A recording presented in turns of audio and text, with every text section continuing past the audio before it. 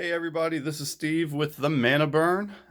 Today we're going to do a deck tech video for Atraxa Praetor's Voice. This is for a commander deck that I built for one of my eBay customers, Alex. So Alex, this is your deck. It'll be being shipped out to you tomorrow. So let's go through a little bit of the deck build and the idea behind it. So Atraxa Praetor's Voice, a green, a white, blue, black for a 4/4, flying, vigilant, death touch, lifelink. At the beginning of your end step, proliferate. So Alex asked me for a Planeswalkers deck. So we're doing a Superfriends Atraxa deck here. I'm not going to disclose the budget, but you know I am going to go through, and these are all just the basic lands, so we're not going to go through those. But I'll go through, and you'll be able to guess what the budget is on this deck. And I'll go through and give an idea to you, Alex, as far as what cards you may want to look at, maybe, you know, putting in the deck at later times if you buy individual cards or what have you. So just to make it a little bit more competitive in the long run. But I've played it a couple times. It's pretty fun to play, I can tell you that. It's definitely fun to annoy the rest of your play group by constantly ticking up Planeswalkers and their abilities, and you know, ultimating a couple of them. So it is pretty fun. So let's get through these. So the first four, obviously we've got one of each of the vivids here: Marsh, Meadow, Grove, and Creek. I threw these in here. Yeah, they enter the battlefield tapped, but they also come in with counters on them. And when you're able to proliferate, you're able to tap these for any color you want by removing a charge counter. So I think I think every vivid should go in any deck you can. So I put one of each color in there for you. Next is going to be Karn's Bastion. Again, tap for colorless, but tap 4, tap it, and proliferate. Your Evolving Wilds. There's a Terramorphic Expanse in there too. We're not going to go through those. Selesnya Sanctuary. When it enters battlefield tapped, and when it does enter the battlefield, return land you control to its owner's hand.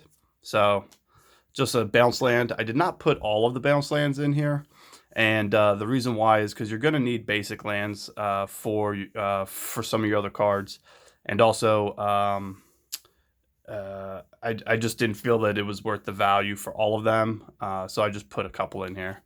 Next, Temple of the False Gods, tap for 2 colorless. Crosium Verge, it enters battlefield tapped. You tap it for colorless, or you tap 2 and sack it and get your library of forest and of plains and put them on the battlefield tapped, then shuffle your library. I don't have as many plains and forest basic lands in here, basically because of that bounce land and the Crosium Verge. Next, Exotic Orchard. So I don't put this in every deck, but any deck that's 4 colors, obviously going to work. You're going to be able to add mana from your opponents, and I'm sure your opponents, unless they're playing a mono red, you're going to get to be able to play. And then I put each one of the tri-lands in here that qualify for the colors. So the Arcane Sanctum. Oh, I'm sorry, these aren't in order. The Opulent Palace is in here. The Sand Steep Citadel. The Seaside Citadel as well. So all of those will help you out. Reliquary Tower. You have no maximum hand size. Tap to add colorless. Rogue's Passage.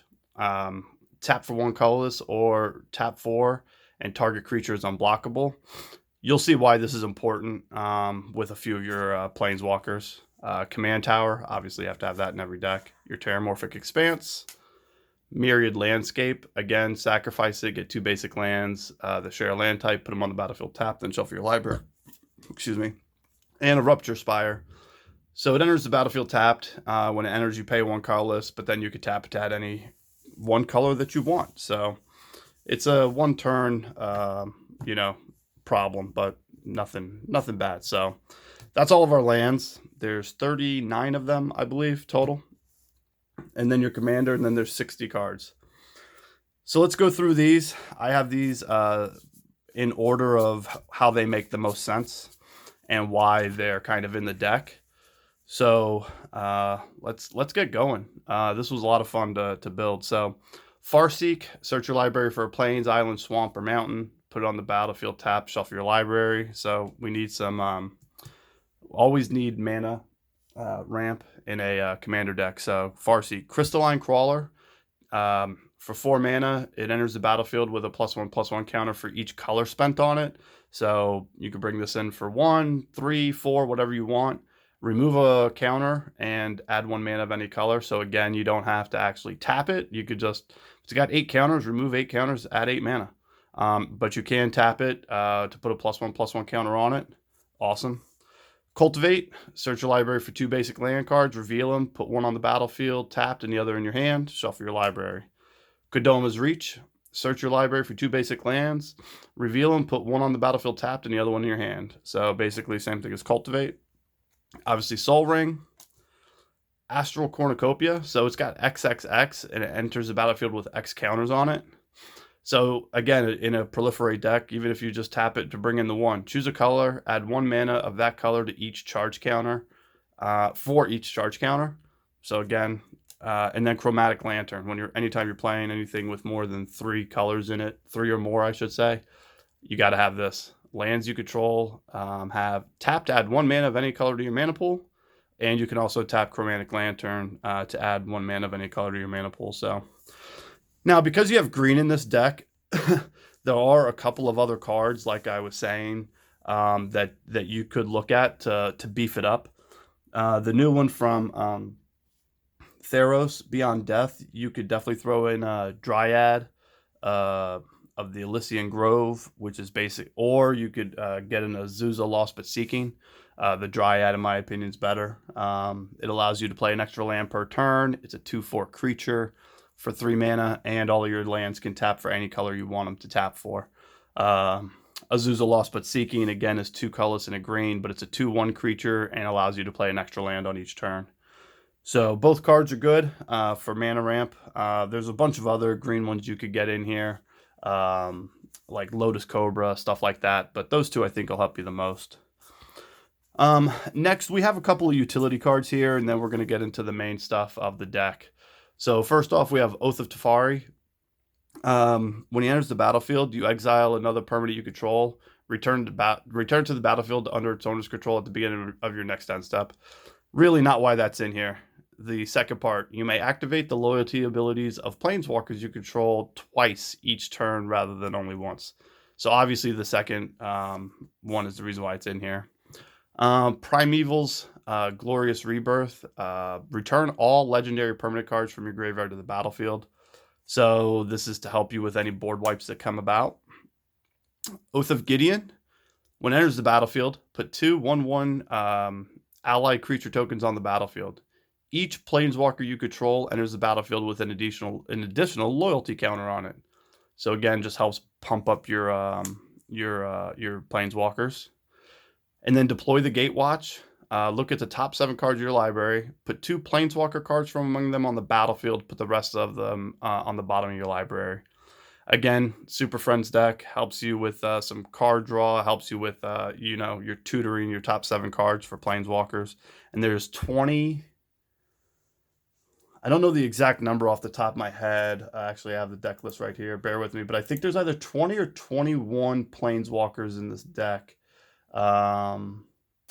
There may be even there might be 22, but there's between 20 and 22 Planeswalkers. So deploy the Gatewatch is definitely gonna hopefully, I can't say definitely. I've seen some craziness, so hopefully it'll get you at least 1. Next is Call the Gatewatch. Search your library for a Planeswalker, reveal it, put it in your hand, then shuffle your library. So again, you're going to tutor for your Planeswalkers. Mystical Tutor, search your library for an instant or sorcery, reveal that card, shuffle your library, then put that card on top of it. So this is going to help you search for your board wipes, help you could pull into Call of the Gatewatch, so you could pull a Planeswalker, a Gaze of Granite, counter spells, whatever you think that's coming up that you may need help with. So Mystical Tutor's there for that. And then Diabolic Tutor. Search your library for any card, put it in your hand, then shuffle your library. So pretty basic understanding there. Ignite the Beacon. Search your library for 2 Planeswalker cards, reveal them, put them in your hand, then shuffle your library. So again, you're tutoring for more cards. Oath of Nissa. When it enters the battlefield, look at the top 3 cards of your library. You may reveal a creature, land, or planeswalker from among them, put it in your hand, put the rest on the bottom of your library. You may spend mana as though it were mana of any color to cast planeswalker spells. So it's a tutor and it's a chromatic lantern basically for your planeswalkers. So even if you're a little mana screwed, if you got green out early and you get this, you can cast whatever you want. So it's an awesome card. Arena Rector, a 1/2. When it dies, you can exile it. If you do, search your library for a Planeswalker and put it on the battlefield. Awesome card in any Super Friends Planeswalker deck that has white. I don't know how to say his name, so we're just going to call him Jeru with eyes open. He's a 4/3 human warrior with vigilance, and when he enters the battlefield, you search your library for a Planeswalker card. Reveal it, put it in your hand, shuffle your library. And the second, if a source would deal damage to a Planeswalker you control, prevent one of that. So that's pretty nice. And now we'll get into a couple of our counter spells. We have a regular counter spell. We've got a Rewind, Narset's Reversal. Copy target instant or sorcery spell, then return it to its owner's hand. You may choose new targets for it. This is an awesome card in my opinion. Next we have Time Wipe. So return a creature you control to your hand, destroy all other creatures. Gaze of Granite, destroy all non-land permanents with converted mana cost X or less. And Merciless Eviction, exile all artifacts, creatures, enchantments, or planeswalkers. So you'll see you're not going to have a lot of enchantments in this deck, and it's not very artifact heavy, so it's definitely going to help you there. But if you are getting overrun with creatures, you could definitely use this. Now, there's not a ton of creatures in this deck. I think there's about 9 or 10. But your planeswalkers are obviously going to be creating a lot of tokens and creatures that way. So, excuse me. So that's something that you want to watch out for. Now with these, again, Alex, there are a few other board wipes. Obviously, you can go with Austere Command being one of them, Wrath of God, and then there's obviously a lot of other ones out there that you can go with. And I just didn't put a lot of them in here, mainly because we were trying to keep the cost at what it is. And you can pick those up as you go if you feel like you're getting overrun by creatures, stuff like that. The only thing I saw, now you have a few flying creatures in here. The only thing that I could tell you that you may want to look at is maybe getting a Hurricane or a Whirlwind. Those two target flying creatures only. So you may want to look into something like that, or throwing in a couple of Hydras in the deck with Reach. Because you could proliferate those because they come in with counters. But those are the couple of things I would tell you as far as protection for flying creatures. There is, and we're about to get into this now, but there are a lot of spot removal cards in here. So if you're playing heads up, it'll hold its own. But if you're playing in a play group of 4 and they have very competitive decks, you'll be in a little bit of trouble at times, which is why I included these 3 board wipes to get rid of flying creatures. So again, if you're looking for something to specifically kill mass amounts of flying creatures at a time, I'd look at Hurricane and Whirlwind. Those would be the top 2 to look at, and they're not that expensive. I just didn't want to add them in the deck, because I don't know your play group or your situation. So something to think about. Next is Pongify. Destroy target creature. It can't be regenerated. Its controller gets a 3/3 green ape. So spot removal. Beast Within, again, is another spot removal card. The benefit of Beast Within is that it destroys any permanent. So that's nice. It's not just a creature. Mortify, destroy target creature or enchantment. Path to Exile, exile target creature. Its controller may search his or her library for a basic land, put that on the battlefield tap, then shuffle their library. Swords to Plowshares, exile target creature. Its controller gains life equal to its power. So there you go. There's about 5. So you've got about 5 specific cards for spot removal, but then you have 3 mass removal. So there's 8 removal spells, and then of course there's blue. So I've got a couple of counter spells in here as well, as you've seen. So there's some pretty good protection out there for you. Now let's get into the really fun stuff. Yeah, here we go. This is going to be the really fun stuff for us. First is our Contagion Engine. When it enters the battlefield, put a -1/-1 counter on each creature target player controls.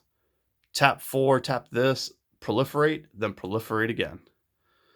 So another card that you may like, that you may want to add is Contagion. I don't know how to say that. Contagion engine. The other one you want to add is Contagion Clasp. Does a similar thing, except for it doesn't proliferate twice. Deep Glow Skate. When it enters the battlefield, double the number of each kind of counter on any number of target permanents. So in a Proliferate deck, it's really going to boost up all your Planeswalkers. It could boost up your Vivid Creeks or your Vivid Meadows, whatever that are out here, your Astral Cornucopias, your Crystalline Crawlers. I mean, and then with the Contagion engine out, you could start destroying creatures that have -1/-1 counters on it. So next is Evolution Sage. Whenever a land enters the battlefield under your control, proliferate. So that's going to work well with your Farseeks, your Kodoma's Reach, and whenever you go in with your sack lands as well. Flux Channeler. Whenever you cast a non-creature spell, proliferate. So again, there's like maybe 10 creatures in here, but everything else is gonna be sorceries, planeswalkers, instants. So this is a great card as well. Spark Double. This is going to be one of the most versatile cards that you have in here. Spark Double may enter the battlefield as a copy of a creature or a planeswalker, except it enters with an additional +1/+1 counter. So if it is a creature, it's coming in +1 bigger, and now you could proliferate it. Or if it's a planeswalker, it enters. This becomes a copy of that with an additional counter, and it's non-legendary. The Spark Double is non-legendary, so it doesn't destroy the planeswalker. So that's awesome. And I believe if I broke these down the correct way, this is where we're going to get into a lot of the planeswalkers and shenanigans when it comes to card draw and your win cons and things like that. And the thing with planeswalkers, if you can get quite a few of them out, 4 or 5 of them out, let's say, it's going to be hard for anybody to focus on just one individually. It's basically going to be, they're going to have to focus on one individually. So you hopefully are able to get to ultimate a couple of these pretty quick with the proliferate. So first we've got Dovin Bond, +1 until the next turn. Up to one target creature gets -3/-0, and its activated abilities can be activated. So this is really just to help you slow down somebody's commander if it's indestructible or anything like that. Excuse me. It doesn't kill the creature, obviously, but if it's not able to do its activated abilities, then that helps out a lot all the time. But then the second feature is really good too. You gain 2 life, and then you get card draw. Now, -7, you get an emblem with your opponents can't untap more than 2 permanents during their untap step. If you get a chance to ultimate Dovin, you're putting everybody in a lot of pain. I know in my play group, when Dovin hits the board, if he ever hits the board, it's a kill him first, worry about other stuff later. Because you never want Dovin to be able to ultimate. All right, Narset, Parter of Veils. Each opponent can't draw more than 1 card each turn. So that's going to help out in Commander immensely, because people are always looking for card draw and mana ramp. Look at the top 4 cards of your library, or -2, look at the top 4 cards of your library. You can reveal a non-creature, non-land card from among them, put them in your hand, and the rest go on the bottom of your library.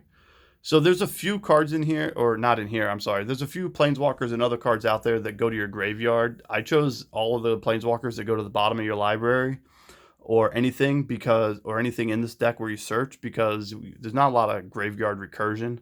You can get graveyard recursion, especially in black, blue, and green. There's Muldrotha. Hell, you can go as simple as a regrowth. So there are options, but I chose to put everything back on the bottom of your library. So this slows your other opponents down. At the same time, it gives you the ability to look through your top 4 cards and get your planeswalkers earlier. Now we have Tezzeret, Artifice Master, +1, create a 1/1 Thopter with flying. So this is one way to help you against flying creatures. And then the second ability costs you nothing. Draw a card. If you control 3 or more artifacts, draw 2 cards. So yeah, it's the second. You're definitely be able to draw a card. You're not very artifact heavy. So making a couple of Thopters might help you in the early on to get that card draw. But then the -9, you get an emblem. At the beginning of your end step, search your library for a permanent, put it on the battlefield, and shuffle your library. I mean, if you can ultimate this guy, it's pretty sick too. You're just plopping down Planeswalkers and putting them right on the battlefield at the end of every turn. A Johnny Unyielding.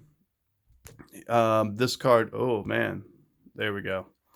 Reveal the top 3 cards of your library. Put all non-land permanent cards revealed this way into your hand and the rest on the bottom of your library in any order.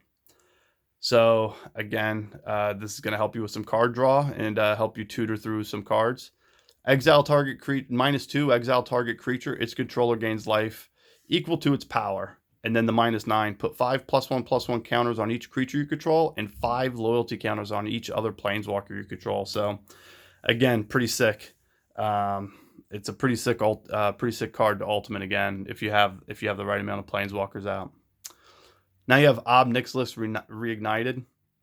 +1, draw a card, lose a life. So if you've noticed with these first few planeswalkers, the common theme in all of them is card draw in one way, shape, or form. Now they also all have another ability on top of the card draw, but I just wanted to, that's kind of how I set these up. So +1, draw a card, lose a life. So it's a Phyrexian Arena. -3, destroy target creature. And then -8, target opponent gets an emblem with whenever a player draws a card, you lose 2 life. So it's good, for the life loss part for the -8. But the big thing with this card is your card draw ability and destroy permanents. It's another spot removal type of card. Next, we have Tamiyo the Moon Sage. +1, tap target permanent. It doesn't untap during its controller's next untap step. -2, draw a card for each tapped creature that target player controls. And -8, you get an emblem. You have no maximum hand size, and whenever a card is put into your graveyard from anywhere, you may return it to your hand. So that's going to help you, obviously, if you have, once you ultimate her, the no maximum hand size. That's the other reason why Reliquary Tower is in there. As you can see, there's, a ton of card draw. And that's the key. You want to keep drawing out your cards, get into your planeswalkers so you can ultimate them and win the game. Tamiyo Field Researcher. Choose up to 2 target creatures. Until your next turn, whenever either of those creatures deals combat damage to you, draw a card. I'm sorry. Either one of those creatures deals combat damage, you draw a card. So they don't necessarily have to damage you. They just have to do damage, period.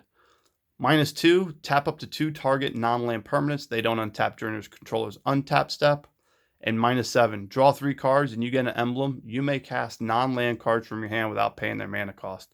So it's basically an Omniscience if you're able to ultimate her. So, you get Tamiyo out with Oath of Gideon. All of a sudden, she's at 6 at the end of because you plus her up twice, let's say. So you get up to 6. Then at the end of your turn, Atraxa makes it 7.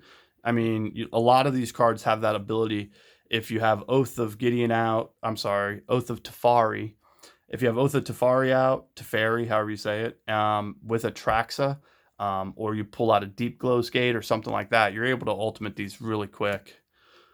Jace, Unraveler of Secrets, scry 1, draw a card for +1. -2, return target creature to its owner's hand. -8, you get an emblem. Whenever an opponent casts his or her first spell each turn, counter that spell. Again, a card that as soon as you play it, I don't see it staying on the battlefield very long. But again, that's not a problem. It's not the end of the world for them to go after 1. The only thing you really have to worry about is anything that's a board wipe for planeswalkers, really. So, all right, next we have Conscientious Plan. Proliferate, draw a card. So for 2 mana, it's a great ability. More card draw on Blue Sun Zenith. Target player draws X cards. Shuffle Blue Sun Zenith into its owner's library. So that could be you. It could be anybody, depending on, how the game is going. That's another card that you could add in here, Alex. Thinking about it, I was going to add it in here, but you could add Laboratory Maniac, which is Laboratory Maniac is 2 colors and a blue. If you go to draw a card and you don't have any cards in your deck, you win the game. I don't know that there's enough card draw in here, but there could be. There definitely could be if you're able to cast or do your abilities twice. But ultimately, that wasn't the point of that is not the point of the deck, which it could be. Soul Divinier, blue and a black. It's a zombie wizard. You tap it, remove a counter from an artifact, creature, land, or planeswalker you control to draw a card. So again, helps you with some card draw. The Wanderer. This is it's an uncommon. This card gets no love, which I don't truly understand. But let's see. Prevent all non-combat damage that would be dealt to you and permanents you control. So that gets rid of all your direct damage. It says all non-combat damage. So lightning bolts, earthquakes, hurricanes, rolling thunders, any of these cards, that's all combat damage, and it prevents it from permanents you control. So I think it's a great card. Also the -2, exile target creature with power 4 or greater. Kasmina, the Enigmatic Mentor. Spells your opponents cast that target a creature or planeswalker you control cost 2 more to cast.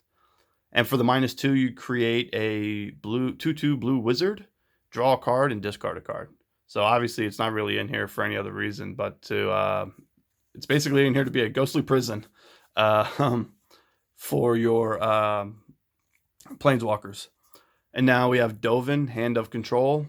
Artifact, instant, and sorcery spells your opponents cast cost 1 more to cast. So just a way to help slow them down. And until your next turn, prevent all damage that would be dealt to and dealt by target permanent opponent controls. So again, help slow down decks. Shalai, Voice of Plenty. You, planeswalkers you control, and other creatures have hexproof. 4 green, put a +1/+1 counter on each creature you control. So again, not a creature-heavy deck, but she's really in here for the hexproof. And Ghostly Prison. Creatures can't attack you unless their controller pays 2 colorless for each creature he or she controls that's attacking you. So I put Ghostly Prison in here. Another one that you can obviously put in here that'd be great is 2 colorless and a blue is Propaganda. Exact same. It's the exact same read as the Ghostly Prison. Next, we have Baird, Steward of Argive, who is a 2/4 with vigilance, and creatures can't attack you or a planeswalker you control unless their controller pays 1 for each of those creatures. Again, another pillow fort type of card for you. Ob Nixilis, the Hate Twisted. Whenever an opponent draws a card, Ob Nixilis, the Hate Twisted deals 1 damage to that player. Destroy target creature, or -2. Destroy target creature. Its controller draws 2 cards. So this can, I put this in here. I think this is a card that'll help you a lot as well. You can go ahead and destroy a couple of your weenie token creatures and draw 2 cards if you need some draw. If you do need some card draw, or it obviously will help you against your opponents if somebody's playing a monster. Somebody's got Nicol Bolas the Ravager out there or something, and they have the mana to flip it. You could destroy it. Yeah, they get to draw 2 cards, but it really helps you out getting it off the board. So or somebody has like a Balefire Dragon or something like that out there that has a chance of just blowing up your board when it attacks. Next is Vraska the Unseen. Until your next turn, whenever a creature deals combat damage to Vraska the Unseen, destroy it. Destroy that creature, sorry. -3, destroy target non-land permanent. And that's just awesome. Destroy any permanent you want. Now, the -7, here's one of your win cons. Create 3 1/1 Black Assassin creature tokens whenever this creature deals combat damage to a player, that player loses the game. So, with her ability and the... why am I drawing a blank on the name? Rogue's Passage. Jeez, I couldn't think of it. If you have Rogue's Passage out and you've been able to ultimate the Vraska, now you make that assassin unblockable, game over. Game over. Really quick, painless. And again, Vraska the Unseen, you bring her out with you plus her up 1 at the end, and then you at the end of your turn with Atraxa out, she goes up to 7. Next turn you're able to do it. It's awesome. Another great card, Liliana Dreadhorde General. Whenever a creature you control dies, draw a card. +1, create a zombie creature token. -4, each player sacrifices 2 creatures. And then -9, each opponent chooses a permanent they control of each type and sacrifices the rest. So she's a board wipe. She's a card draw engine for you. She's also a token creator. And again, you're creating token creatures. So her -4 ability, each player sacks 2 creatures. So what if you have to sack a couple of zombies, but then your opponents are sacking, huge creatures or something? So it's pretty good. Kaya, Bane of the Dead. Your opponents and permanents your opponents control with hexproof can be targeted as though they didn't have hexproof. And then -3, exile target creature. So still very good card. Vraska the Golgari Queen. +2. You may sack another permanent. If you do, you gain a life and draw a card. -3, destroy target permanent with converted mana cost 3 or less, non-land permanent. -9, you get an emblem. Whenever a creature you control deals combat damage to a player, that player loses the game. So again, that's another win con there. Now we've got Garruk Relentless. When Garruk when Garruk has 2 or less loyalty counters on him, transform him. But 0, Garruk deals 3 damage to target creature. That creature deals damage equal to its power to him. And then put a 2/2 green wolf creature token onto the battlefield. So obviously you can kill any, or you could do the damage to one of your creatures. So you create a wolf and then you kill it, get him down to 1. And now we're going to flip him to Garruk the Veil Cursed. So his +1 is to put a 1/1 black wolf with death touch on the battlefield. His -1, sack a creature. If you do, search your library for a creature card, reveal it, put it in your hand, then shuffle your library. -3, creatures you control gain trample and get +X/+X, where X is the number of creature cards in your graveyard. So, and a big thing with him is really the +1, because nobody wants to attack anybody with a 1/1, even if it only has death touch. You're not going to swing in with your 8/8, 6/6, 5/5 or whatever when I'm just going to chomp it with a death touch creature. It's not that big of a deal. But also his -1 ability is great, where you sack a creature and search for a creature. So just think you sack your 1/1 death touch or one of your 2/2 zombies or whatever you have out here as tokens, and then you go through and find your Deep Glow Skate or your or your Voice of Plenty. So a lot of things you can do there. Next is Garruk Primal Hunter. +1, create a 3/3 green beast creature token. -3, draw cards equal to the greatest power among creatures you control. And -6, create a 6/6 worm creature token for each land you control. So again, another way to get out some big-ass creatures and win the game is sooner than later. Garruk, Apex Predator. +1, destroy another Planeswalker. Another +1, put a 3/3 black beast creature token with death touch on the battlefield. -3, destroy target creature, you gain life equal to its toughness. -8, target opponent gets an emblem. Whenever a creature attacks, it gets 5/5 and gains trample until the end of turn. Awesome. Awesome card. Vraska Relic Seeker. +2, create a 2/2 black pirate creature token with menace. -3, destroy target artifact, creature, or enchantment, and then create a colorless treasure token with sack this artifact, add 1 mana of any color to your mana pool. -10, target player's life total becomes 1. So another great card. Then we're going to round it out with Sorin, Lord of Innistrad, so to say. +1, put a 1/1 black vampire creature token with lifelink onto the battlefield. -2, you get an emblem with creatures you control get +1/+0. And then -6, destroy up to 3 target creatures and or planeswalkers. Return each card put in the graveyard this way to the battlefield under your control. So, Sorin obviously is going to help you with some spot removal, and then get them back onto the battlefield under your control. So, this, like I said, this was a lot of fun to build. It was a lot of fun to play test. I did play it a couple of times, and it was a lot of fun. So I hope that you really enjoy the deck. Again, there were a few cards that I talked about in there, a couple of board wipes that you can look into, a couple of, excuse me, a couple of, you could also throw in a demonic tutor if you wanted to get so frisky. There's only about 4-5 enchantments in the game, in the deck. So I didn't see a need to put an idyllic tutor in there, or anything like that, because, you don't need it to try to pull one of those 4 or 5. However, if you decide to put more enchantments in here, let's say Rhystic Study, Propaganda, stuff like that, then you may want to look at adding something like an Idyllic Tutor into the deck as you go along. You know, again, this is just as you go along. You can definitely upgrade it. You can always email me or message me through eBay or through my YouTube channel, which this video will be posted to my YouTube channel for you. So you could take a look at it anytime you'd like. And then you can always message me through there with any comments or questions. And, you know, I really hope you enjoy the deck and, you know, play it. Let's, you know, give me some feedback. Let me know how it played for you. And again, this is Atraxa, Praetor's Voice, Super Friends deck for Alex. And thank you guys for watching. I hope everybody enjoyed.